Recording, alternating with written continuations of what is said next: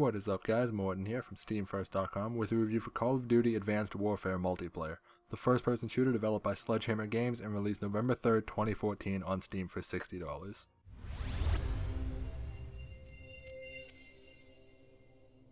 Alright, so I'm sure at this point everyone knows how Call of Duty works. Basically, the same game gets released every year with minor tweaks and different settings, and it still sells like crazy. But Advanced Warfare actually somewhat breaks that tradition. There's a lot of changes in this game, more so than in any other Call of Duty from the last 6 years. The gameplay and controls are basically the same, but they did add a few extra mechanics, mostly involving the exosuit they implemented. One of those is the ability to double jump, which adds a lot of fun to the multiplayer because now people are jumping all over the place, and it really increases the number of places you can easily access on the maps. The maps are all well designed with this in mind, and they did a great job with it. On top of that, the exosuit also adds the ability to quickly dash left or right or even forward while you're in the air from your double jump, plus you get to choose one more ability to use in your creator class, which could be things like hovering, cloaking, sprinting faster, and a few other things as well. This added mechanic of the exosuit adds a lot of freshness to the series. It might sound like a relatively small change overall, but it does change the gameplay significantly, and it's a lot of fun to play around with in games. As for the perks, weapons, and kill streaks, a lot of it is just more of the same. You still have your same perks of cold-blooded, lightweight, etc. In fact, almost all the perks are the same, with just a couple of new ones. Weapons are also similar. I mean, they have different names, but they're still basically the same. There were the same types of weapons, from snipers to assault rifles to LMGs, and there were 3 to 6 different weapons for each type. There are, however, laser guns now, so that's new, but they basically play the same as any automatic weapon.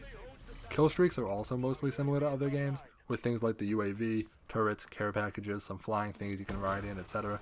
There are a couple new ones though, such as a war machine, which is basically a giant robot you walk around inside of. They added a couple of new game types, both of which are pretty cool. There's momentum, which is kind of like domination, but there's only one point at a time, and once a team captures it, it moves somewhere else.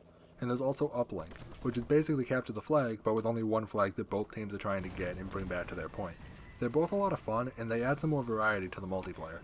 There's also of course the same modes that every game has had, team deathmatch, search and destroy, etc. There's also a classic playlist that has the original game modes without the new exosuit, so it removes most of the new mechanics in case you'd prefer just playing the same way you played back in other games.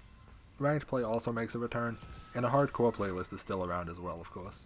That's not to say they added everything in though. Notably absent is the theater mode, which was also absent from Ghost last year. They used the reasoning that new consoles have built-in recorders, so there was no need for theater mode, but it's kinda silly because you aren't going to record or stream every single moment, and if something really cool happens you can't go back and view it anymore. Granted, theater mode was never flawless, but it was still a great tool and it would have been nice to see it return, especially on PC where computers aren't necessarily designed to record or stream content. Speaking of PC, let's talk about the port itself.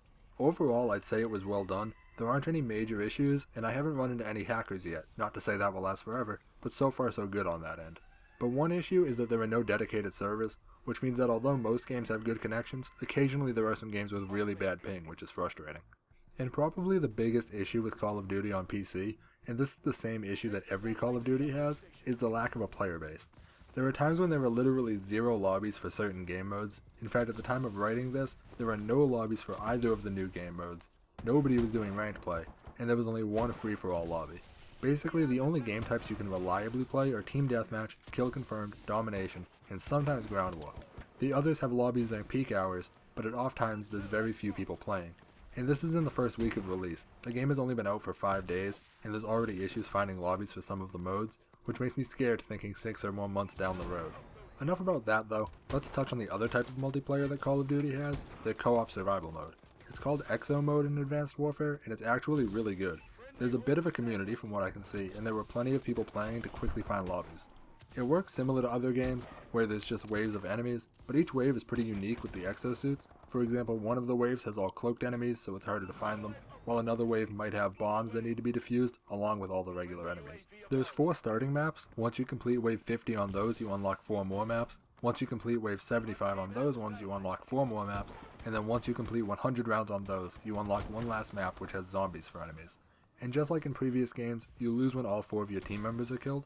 After someone dies, the other members have 25 seconds to revive them. After that, they're dead until the next round starts. The Exo mode is a lot of fun, and there's a lot more variety in rounds in this game compared to previous survival modes in Call of Duty. They kept a lot of things the same, such as buying weapons in between rounds, but they changed enough to keep it fresh, and the fact that there's multiple types of enemies in the waves is a great change to make it challenging and interesting all the way through. Call of Duty Advanced Warfare is an excellent installment in the series. They kept the formula the same while adding more innovation than any Call of Duty since 2007. There are no issues with the PC port other than the fact that the community is much smaller, which means that while there are always team deathmatch and domination games going, you may not always be able to find lobbies for some of the less popular game modes. Overall though, the Call of Duty Advanced Warfare multiplayer gets a 4.5 out of 5. The Exo Survival mode is a lot of fun, and the regular multiplayer has a lot of variety with the new game modes and the exosuits making the gameplay itself fast-paced and interesting, though somewhat chaotic at times.